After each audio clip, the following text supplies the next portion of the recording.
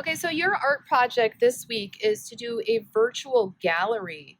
Now, I found a real big problem last week when I did it with the other fifth graders, and that was that they had a Google Slides app on their iPad. I had to delete that off of their iPad in order to make this work. So I want you to try to delete that, and remember, just hold your screen down, and then you can just press delete app. And then what you're going to do is go to Safari. And I started my virtual museum here. You want to go to Google Slides, and you might have to just open a new one, new tab. Go to Google Slides. Make sure you're signed in. It might ask you to sign in. You know if you're signed in over here, otherwise it'll say sign in. Press it. And when you get here, you want to just add a blank presentation. You don't want all of this garbage on here because you're not going to use it. So you want to be able to go over here and add blank ones, and then you can just delete this. Slide, delete slide. So you will have 3 blank slides, and then you're going to have a 4th slide for just sort of your intro, your museum page, like the kids were calling it a lobby. But on each of your slides here, you're going to build a museum gallery. Now I'm going to kind of switch over to mine, wherever I was. Well, maybe I can't get there. So here I labeled it virtual museum, so you want to do that too. So I'm clicking, and if you ever do lose your work, go straight to your Google Drive once you've named it. You'll be able to find it again. So go up here, it'll say untitled presentation, and just put in virtual museum. If you don't know how to do that, you just touch it there, and then you can get your keyboard up here, and once you have it, you're good. So here I have my one slide, and I'll show you how to do that. You're going to get a blank one.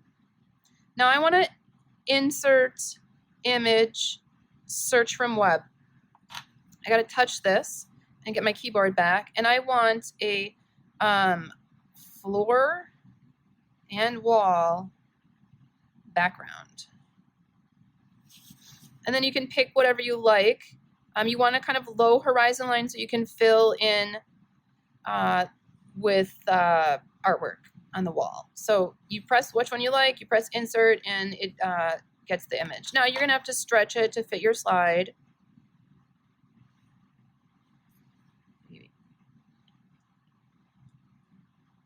And then you can start getting what you need. You're going to need frames, and you're going to need a bench. So go back to search the web. Oops, sorry. You're going to have to put transparent for bench. So I want a bench with a transparent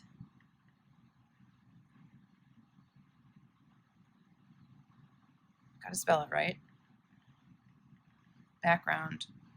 And I can just do that. And then I want one that's kind of flat like this, so that at the art gallery, you can sit on it. There's no back, so you can look at both sides of the art gallery. So I just move it around. If you want to make it smaller or bigger, you know how to do that using the corners, because that will maintain its integrity. And so once I have my bench there, I can go and get some frames. You're going to do the same thing with frames. Search the web. You can keep the transparent background in there because you're going to need that. And then get frames. These frames kind of sometimes give me a lot of trouble for me stretching them out and whatnot. You're going to need to have at least 3 to 4 images of each artist, and you have the artist list. So I could get different frames, or I could, now that that's selected, I could copy it and I could paste it, and then I just have to stretch them out. You can also turn it on its side by selecting it. You can just touch it, rotate it counterclockwise. And I can make that smaller. And I could even add another one because I need, like I said, 4, 5, 3, sorry, 3 or 4 artworks.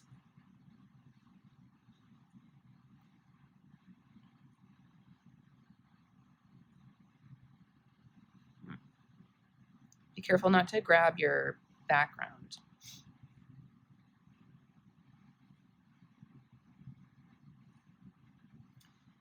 You can also add plants if you want, and you need to have some sort of easel or sign to label that this is whatever artist's work. And you could put that right there. You do the same thing. You just go to Insert, Image, and then search from Web and look for a sign with a transparent background.